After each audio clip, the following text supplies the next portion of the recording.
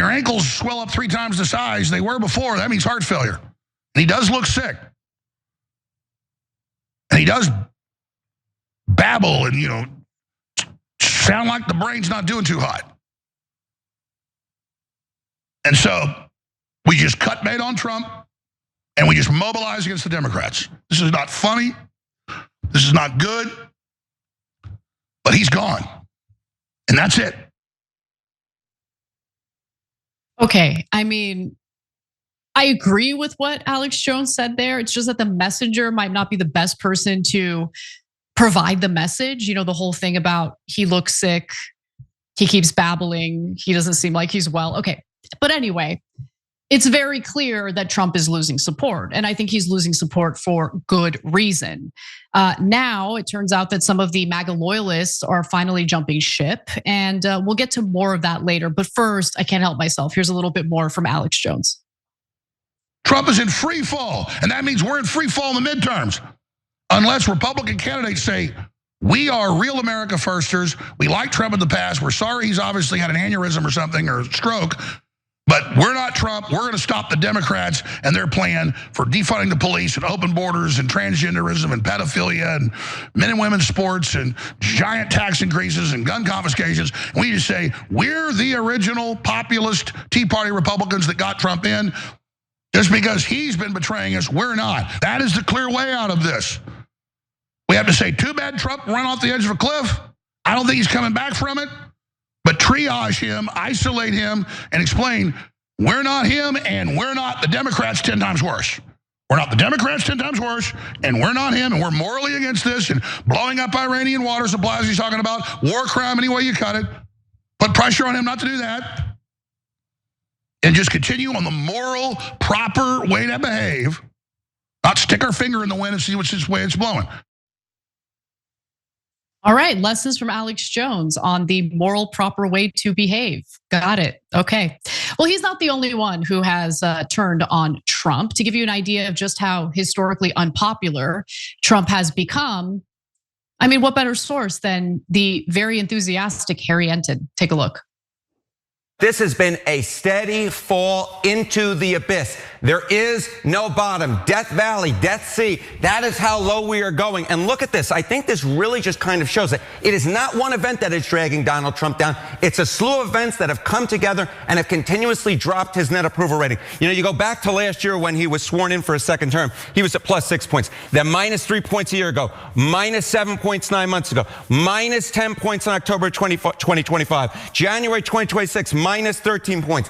And now all the way down to -18 points. If there's one big number from this, is that Donald Trump now has the worst net approval rating among independents of any president ever at this point in term 2. He is worse than Richard Nixon, who would be going adios amigos in a few months back in 1974. Those numbers make a lot of sense. Because if you looked at that, for those listening to the audio version of the show, Harry Enten showed some of the other unpopular former presidents, right? You've got Nixon, and then you have George W. Bush at -37 approval rating, right? When you consider where he was at when he was first elected versus where he ended up. With Trump, it's -45. And that makes sense because even though George W. Bush was absolutely horrible, his administration was full to the brim with war criminals, they were still smart enough to not get dragged into a war with Iran. Okay, with Trump, there's the corruption angle, right? There's the capture by Israeli interests. And then there's the incompetence on top of that. And the fact that he was high on his own supply after kidnapping the leader of Venezuela. So he was very easy to manipulate and convince that this is just gonna be a short military operation in Iran. You have nothing to worry about. Iran is so weak, they're historically weak. We have weakened them so much that this is your only opportunity to take them out. He did this without securing a plan when it comes to the Strait of Hormuz. So yeah, he deserves those numbers. He probably deserves a lot worse, actually. So Trump's approval numbers have been suffering for some time now. However, pollsters, politicians, and pundits have argued that Trump has not really lost that much support from his core MAGA base. The question is, what's the methodology of these polls and who is considered part of his MAGA base? Because are they only considering his MAGA base people who currently identify as MAGA? Because a lot of people who voted for him and previously identified as MAGA don't identify as MAGA anymore because they've turned on him. But nonetheless, let's go to a YouGov and Economist poll. It was just released. And this is what it suggests. 3 weeks ago, 84% of people who voted for Trump in 2024 approved of his job handling and 12% disapproved, okay? This week, the numbers are a little different, okay? This week, Trump's job approval among 2024 Trump voters is 76% approve versus 19% disapprove. So there are people who previously supported him and they no longer do. And a lot of those people, they do reach out to me, which is amazing. And I commend them for doing that because they'll say things like, I was a three-time Trump voter and I'm done with him. Because he made these promises. And it was so brazen how he threw his own base under the bus. I mean, if you're still supporting him after he reneged on these major promises, not dragging us into wars and dealing with the economic situation on the ground here in the United States, inflation, affordability, cost of living, he reneged on all of that. So yeah, people are going to turn on him, but those who didn't turn on him, politics for them is something different. It's a team sport. It's about cult of personality. And it's unfortunate. Okay, it really is, because our country is in a lot of trouble.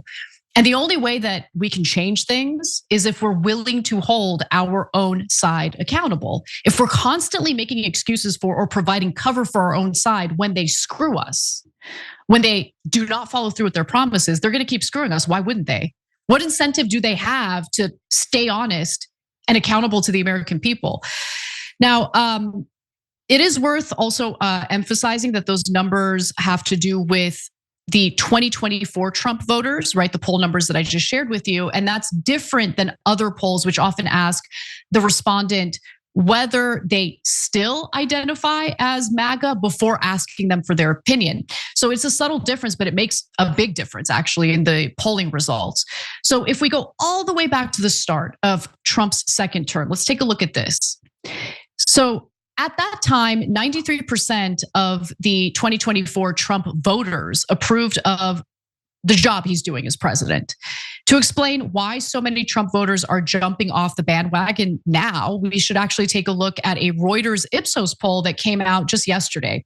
So that poll indicates that 2/3 of Americans believe that the US should work to end its involvement in the Iran war quickly, even if that means not achieving the goals set out by the Trump administration. Among Trump's Republicans, 40% supported ending the conflict quickly, even if it did not achieve US goals, while 57% supported a longer involvement.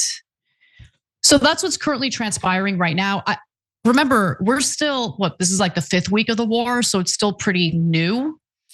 And as it goes on for a longer period of time, the president or the administration tends to lose more and more support, especially when the war is not going so well.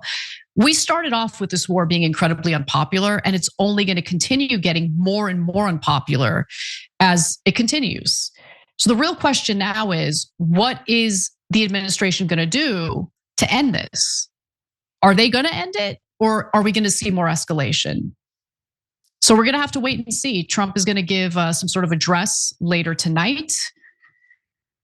I'm not holding my breath that we're going to get much clarity from him.